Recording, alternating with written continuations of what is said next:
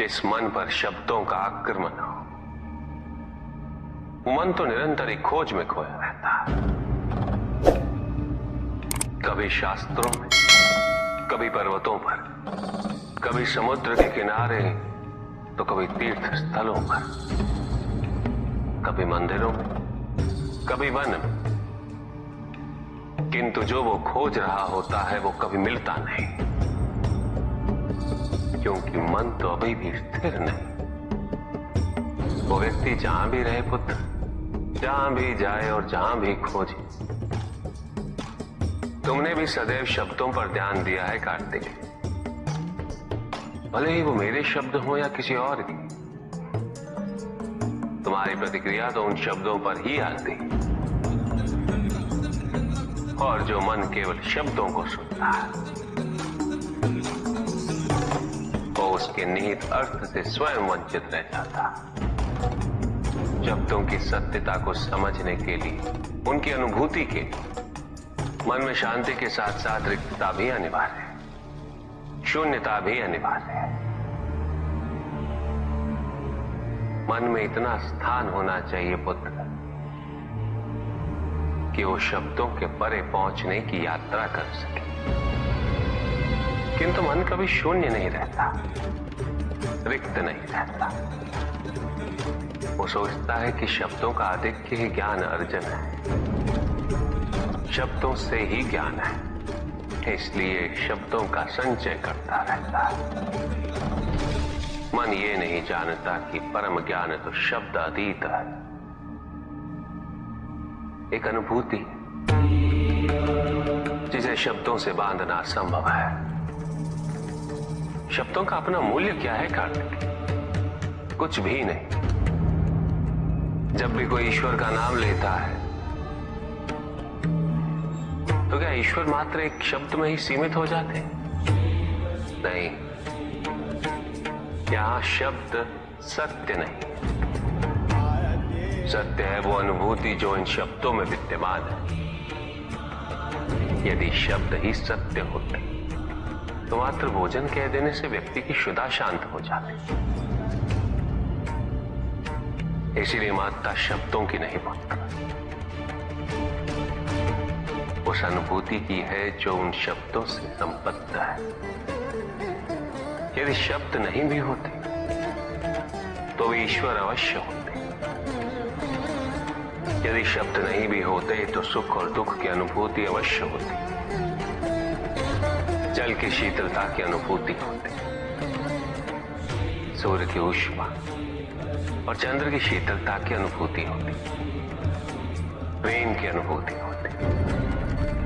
किंतु यदि अनुभूतियां ना हो तो शब्द निरर्थक है। शब्दों से तृप्त हो जाना ज्ञान का अंत है, अज्ञानता का प्रारंभ है। ज्ञानी वही है जिसके पास अनुभूतियां, अनुभव हो, और उसके लिए मन को शांत व रिक्त तो करना ही पड़ेगा पुत्र।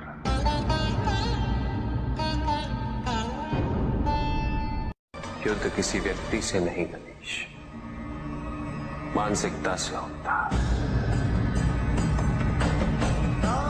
युद्ध में संघर्ष अच्छाई या बुराई का नहीं होता, सभी में अच्छाई है और बुराई भी है पुत्र।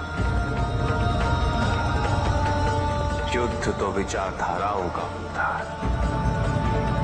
व्यक्ति अपने पराक्रम पर, अपनी क्षमता पर विश्वास कर युद्ध करता है, और जब उस विश्वास को क्षति पहुंचती तो सब कुछ निरर्थक प्रतीत होने लगता है। किंतु आपसे पराजित होकर भी लोहितांग क्यों नहीं समझ रहा? उसे अपनी स्वतंत्र इच्छा का उपयोग कर उचित मार्ग पर चलने का प्रयास करना चाहिए।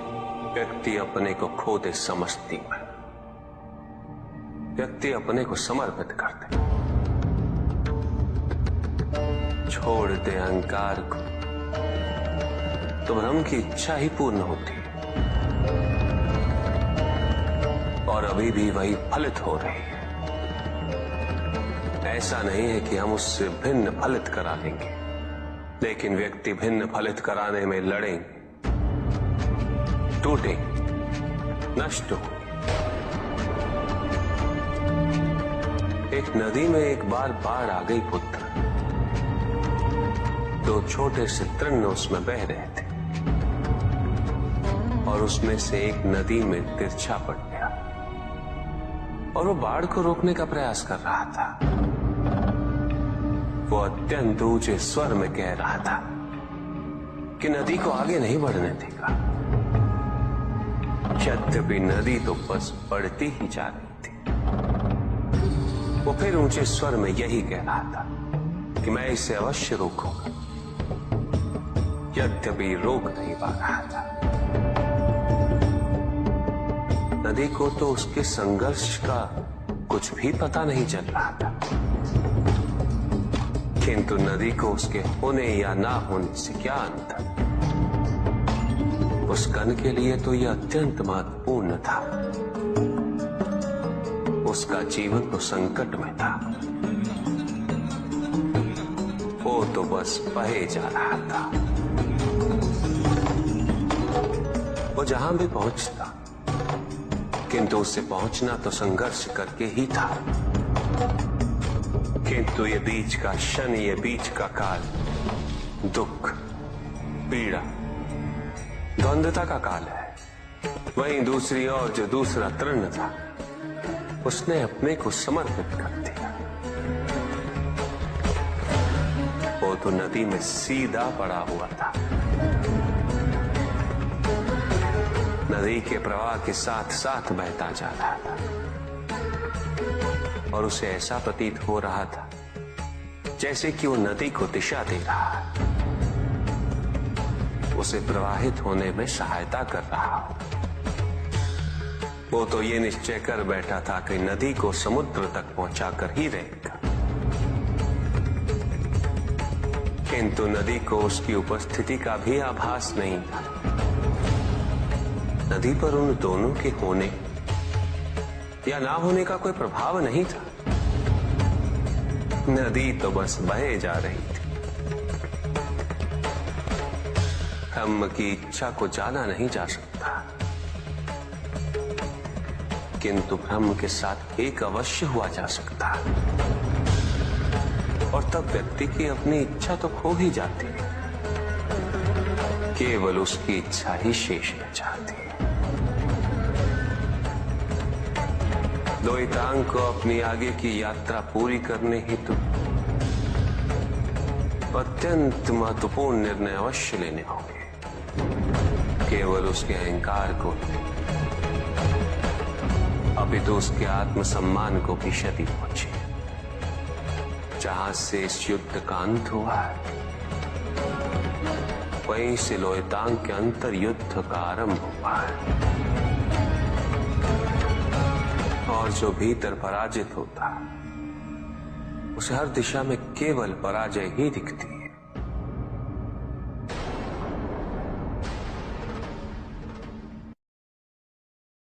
एक प्रश्न पूछ सकता हूं? अवश्य ऋषि कश्यप। जहां प्रश्न नहीं वहां जिज्ञासा नहीं, और जहां जिज्ञासा नहीं होती वहां ज्ञान की वृद्धि नहीं हो सकती। निसंकोच होकर पूछिए। प्रभु, आप तो कालोपरी हैं, सर्वज्ञ हैं, त्रिकालदर्शी हैं। चारों ओर ये जो अज्ञान का अंधकार फैल रहा है, उसमें ज्ञान का मूल अर्थ कहीं ना कहीं खोता जा रहा। मेरा आपसे विनम्र निवेदन है प्रभु, किसी अन्य विषय पर चर्चा आरंभ करने से पूर्व हमारे और इस समस्त संसार के कल्याण और मार्गदर्शन हेतु आप ज्ञान की मूल परिभाषा से एक बार हमें पुनः अवगत करवाएं। ज्ञान और अज्ञान की परिभाषा को स्पष्ट रूप से समझने के लिए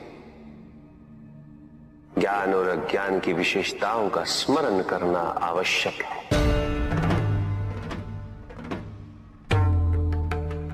जिसके कारण स्वार्थ, विनाश, क्रूरता, अशांति और भय में वृद्धि हो।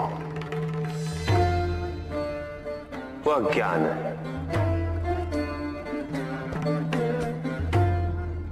किंतु जो व्यक्ति को उदार, निर्भीक, सहनशील और विनम्र बनाए, वही ज्ञान है। अज्ञान की शक्तियां दुरुपयोग करने हेतु प्रेरित करती हैं, किंतु जो अपनी शक्तियों और अपने सामर्थ्य के प्रति अपने उत्तरदायित्व को समझाए, जो न केवल अपने अपितु अपने से पहले संसार के उद्धार हेतु प्रोत्साहित करे, वो ज्ञान है। ज्ञान का मूल उद्देश्य ही परोपकार है, सृजन है। दूसरों की भावनाओं को समझना, उनका आदर करना, यही ज्ञान है। क्योंकि ज्ञान हमें न केवल अपने अपितु दूसरों के दुख और सुख के प्रति भी संवेदनशील बनाता है। किंतु जो दूसरों की भावनाओं का अनादर करे, उसे ज्ञान की श्रेणी में कैसे रखा जा सकता है? अज्ञान के कारण व्यक्ति सांसारिकता में बंधता जाता है, मोह माया में उलझता जाता है। अज्ञान परम सत्य से दूर ले जाने का माध्यम है, किंतु ज्ञान व्यक्ति को परम सत्य की ओर ले जाता है। ज्ञान मुक्तिदायक है, मोक्ष का मार्ग है, और इस मुक्तिदायक ज्ञान का सर्वोच्च रूप है आत्मज्ञान, और यही ज्ञान की पूर्णता भी है। सभी के उद्धार के लिए मैं आपसे निवेदन करता हूं, भक्ति का उचित मार्ग बताए हमें, ताकि मेरी भांति दूसरा कोई भूल ना करे। भक्ति मुक्ति का आधार है पुष्पधन, और मुक्ति तो केवल समर्पण से ही संभव होगी। और समर्पण के प्राय भक्ति कब मोह में परिवर्तित हो जाती है,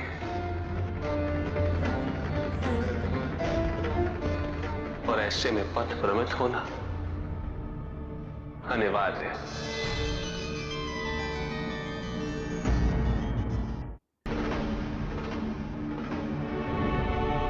प्रभु, तांडव की परिभाषा क्या है तांडव? उसे आरंभ करने से पूर्व मन में कैसे भाव होने चाहिए? तांडव नृत्य जगत की 5 क्रियाओं का संकलन है। सृष्टि, स्थिति, प्रलय, तिरोभाव और अनुग्रह। अग्नि, जल, वायु, पृथ्वी और आकाश। मेरे नृत्याकार शरीर के 5 मुख, इन्हीं 5 भूतों से ब्रह्मांड का निर्माण होता। पृथ्वी से सभी भूतों के शरीर बनते हैं, और उनका पालन जल से होता है, और संपूर्ण भूतों का अंत अग्नि से होता है।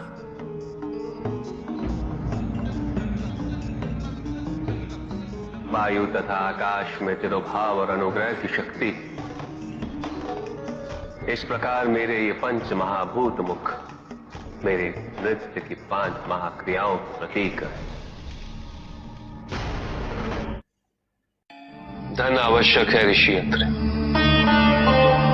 क्योंकि धन मूल आवश्यकताओं को पूरा करने में सहायक होता है। किंतु जब कोई व्यक्ति इच्छाओं को आवश्यकता समझने लगे,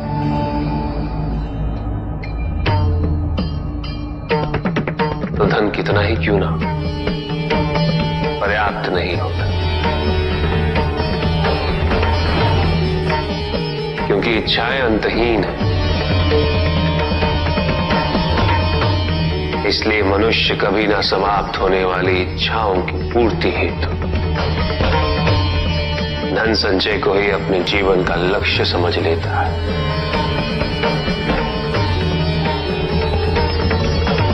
वो लोभी बन जाता है।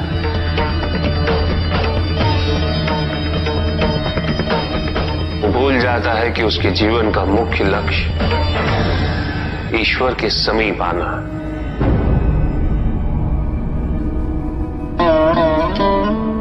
ऐसे लोभी व्यक्तियों को अपनी मृत्यु के समय भी यही दुख रहता है कि उन्होंने क्या कुछ नहीं पाया, क्या शेष रह गया।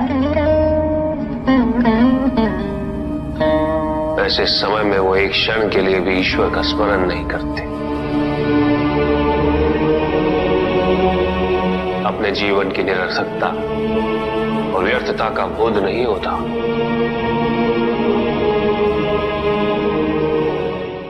चाहिए धन चाहे कितना भी हो ऋषियत्र, मूल आवश्यकताएं तो केवल उतनी ही। तन ढकने के लिए वस्त्र, पेट भरने के लिए आहार और शरण के लिए भवन। इन आवश्यकताओं के पूर्ण होने के पश्चात जो भी है वो इच्छा है। धनी व्यक्ति के पास जो भी अतिरिक्त धन होता है वो उसे दान करना चाहिए, उनके उद्धार के लिए जो अपनी मूल आवश्यकताओं को पूरा नहीं कर सकते।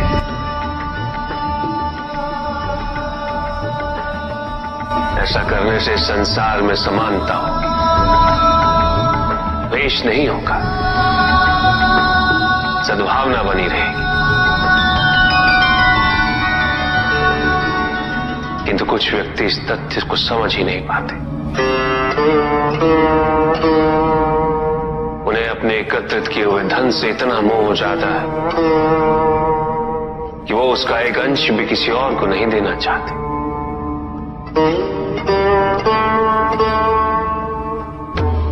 ऐसे व्यक्तियों की सूची में सर्वप्रथम स्थान कुबेर का है।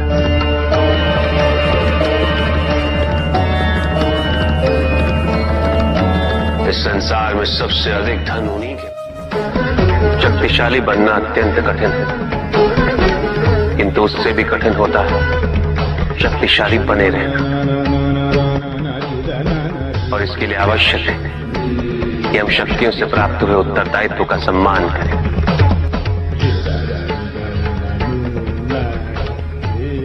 अन्यथा हम स्वयं पर निरंतर खो देते और ये हमारे पतन का कारण बनता है।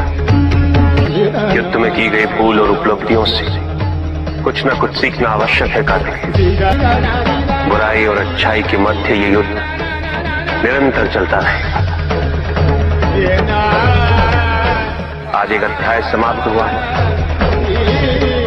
कल दूसरा अध्याय आरंभ होगा। जब तक इस समस्त संसार में बुराई है तो अच्छाई भी होगी, किंतु अच्छाई और बुराई के युद्ध में जीत सदैव अच्छाई की ही होगी। प्रभु, क्या संसार में केवल सुख का होना संभव नहीं है? प्रत्येक आत्मा का लक्ष्य केवल सुख की प्राप्ति ही तो है।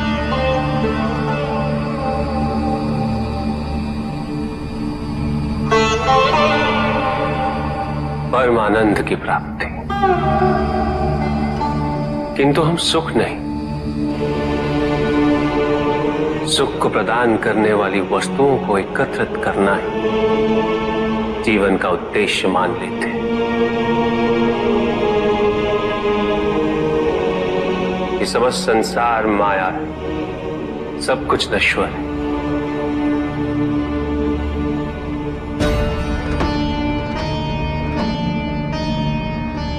जिन वस्तुओं को हम सुख का स्रोत समझकर एकत्रित कर रहे हैं वो सदैव नहीं रहेंगे। जो व्यक्ति सत्य को जानते हुए भी लोभ का परित्याग नहीं करते वो सदैव इन्हें खोने के भय में जीते।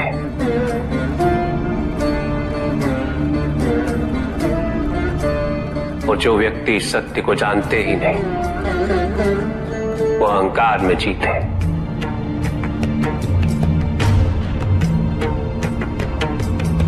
और जहां अहंकार और भय उपस्थित हो, वहां सुख कैसे रह सकता?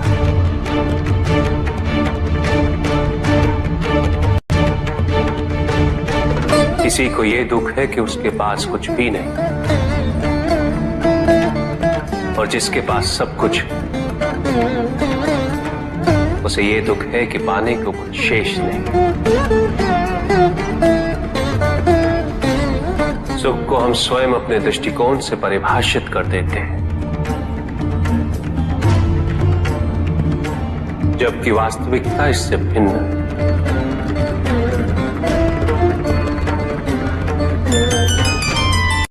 इसलिए आवश्यकता है अनासक्त रहने की। किंतु प्रभु, क्या आसक्ति स्वाभाविक नहीं है? और दुख का मूल कारण भी तो यही है ऋषि भृगु। आसक्ति हमारे मन की शांति को छीन लेती, उसे भंग कर देती।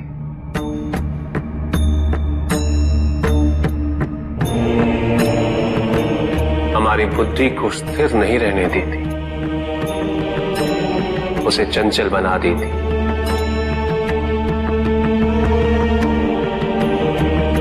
आसक्ति से प्रमाद की उत्पत्ति होती, प्रमाद मद होता है, और मद अहंकार का स्रोत है। और अहंकार पूर्णतः अशुभता में परिवर्तित हो जाता है, अर्थात आसक्ति अशुभता की जननी। इसलिए अनावश्यक है। तो प्रभु, आसक्ति को अनासक्ति में कैसे परिवर्तित किया जा सकता है? और हम आसक्ति से कैसे उबर सकते हैं प्रभु? आसक्ति से मुक्त होना ही अनासक्ति है। आसक्तिहीन होने के लिए अपने और पराये का भेद मिटाना अनिवार्य है।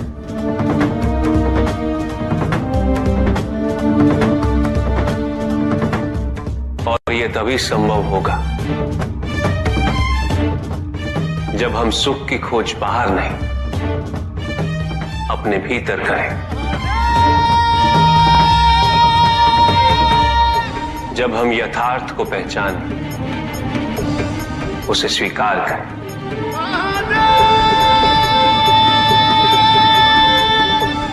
हम अपने सुख को सांसारिक तत्वों से परिभाषित नहीं करें। जब तक हम ऐसा करते रहेंगे, हम बंधते जाएंगे। जब हम स्वयं अपने भीतर झांकना आरंभ करेंगे,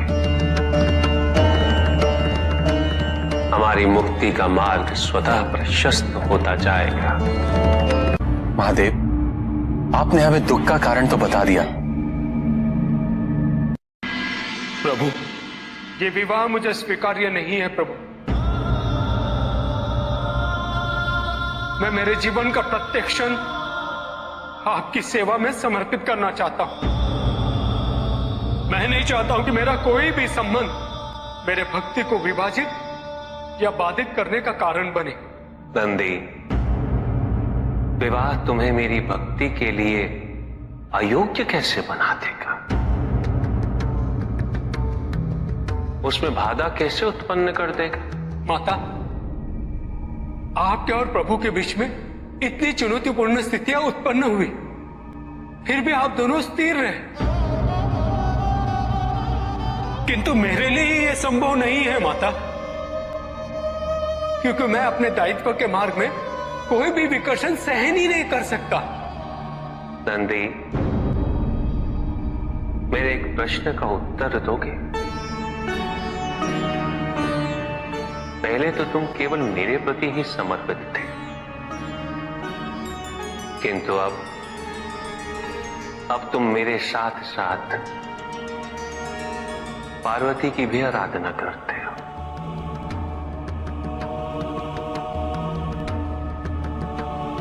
क्यों?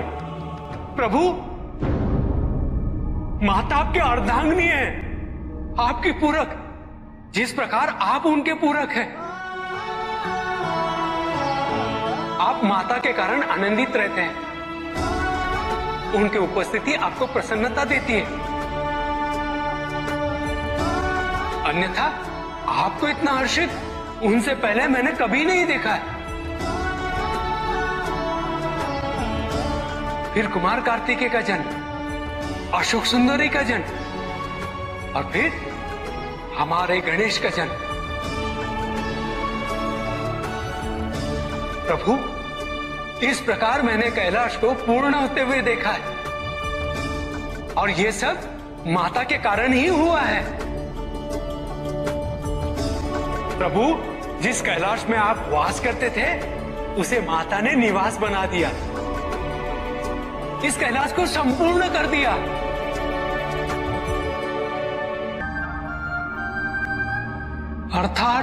अर्थात व्यक्ति की पूर्णता हेतु विवाह आवश्यक है नंदी। जैसे स्वामी और हम एक दूसरे के पूरक हैं, उसी प्रकार तुम्हारी अर्धांगिनी और तुम एक दूसरे के पूरक बनोगे। विवाहित जीवन की अनुभूति, परिवार का सुख, उसके सुख और उसकी सुरक्षा के लिए संघर्ष, ये सभी अनुभूतियां व्यक्ति के विकास के लिए अनिवार्य है नंदी। किंतु प्रभु, मेरी स्वतंत्रता। स्वतंत्र तो वो नहीं है नंदी जो विवाह के विचार से भयभीत होते हैं या संकोच करते हैं, क्योंकि स्वतंत्रता तो वो है जो किसी भी विचार से प्रभावित ना हो, किसी भी सुख, किसी भी दुख से प्रभावित ना हो। और जो व्यक्ति इतना तटस्थ हो, जागरूक हो, उसकी स्वतंत्रता को तो विवाह से भी प्रभावित नहीं होना चाहिए। और फिर क्या गणेश, कार्तिकेय और अशोक सुंदर, ये सभी विवाह उपरांत परिवर्तित हो गए। क्या उनका विवाहित होना उनकी भक्ति और उनके समर्पण में बाधा बन गया नंदी? उनकी स्वतंत्रता में बाधा बन गया?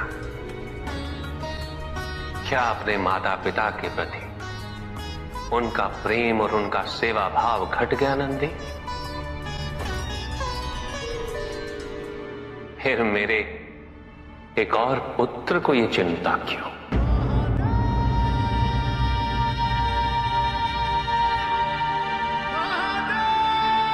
ये भय क्यों नंदी? अग्नि जलाती है, जल बुझाता है। दोनों के कार्य क्षेत्र पूर्व परिभाषित और भिन्न है। दोनों एक दूसरे को प्रतिस्थापित नहीं कर सकते। इसी प्रकार इस समस्त संसार में सभी की भूमिका पूर्व परिभाषित। संसार की यही विविधता इसकी विशेषता भी है।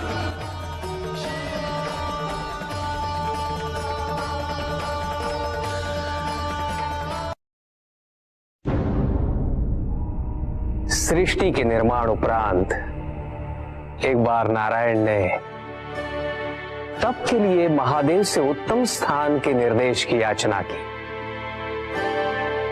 महादेव ने अपनी प्रेरणा से समस्त तेज संपन्न अत्यंत शोभायमान पंचकोशी नगरी का निर्माण किया।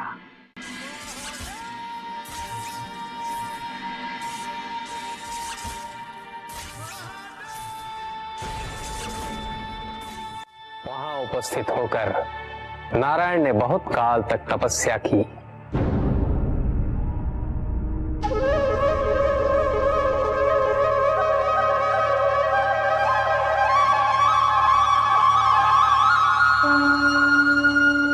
की तपस्या के अनंतर ही उस क्षेत्र में महादेव की कृपा से अनेक नदी नद सरिताएं उत्पन्न हुई।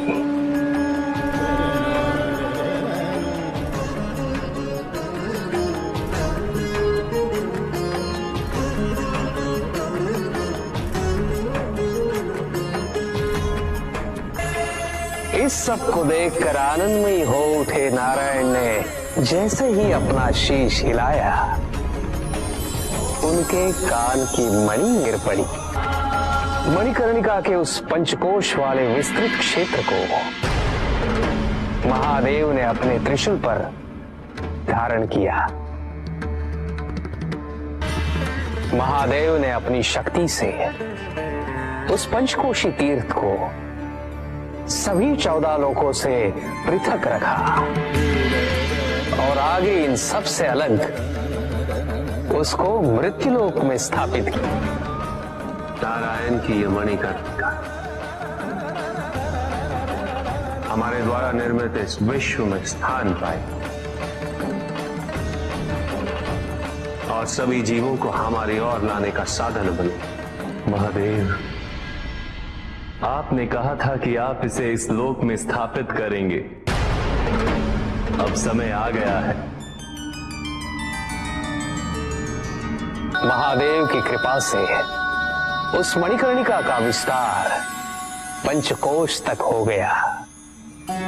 ये मणिकर्णिका पंचकोश की काशी बनकर इस पृथ्वी पर सदैव रहेगी।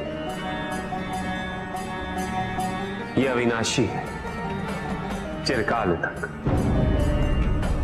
सृष्टि के अंत के पश्चात भी इसका अंत नहीं होगा। ये भूमि मुझे सदैव प्रिय रहेगी। क्या तप करके स्वयं नारायण तीनों लोकों को प्रकाशित किया, इसीलिए ये मुझे अत्यंत प्रिय है। मैं इसे कभी भी नष्ट और विनष्ट नहीं होने दूंगा। ब्रह्मदेव,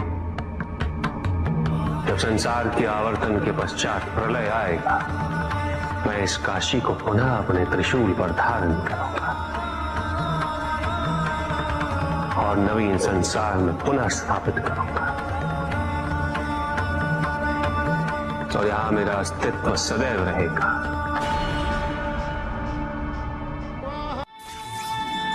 महादेव ने उस क्षेत्र से अपने आत्मिक योग को ध्यान में रखते हुए अपने ज्योतिर्लिंग को वहां स्थापित किया, जो इस क्षेत्र से कदापि पृथक नहीं हो सकता। विश्व की स्थापना तो हुई,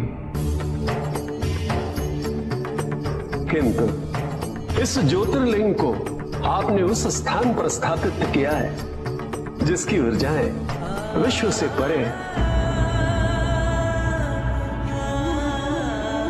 इस ज्योतिर्लिंग को विश्वेश्वर ज्योतिर्लिंग के नाम से जाना जाएगा।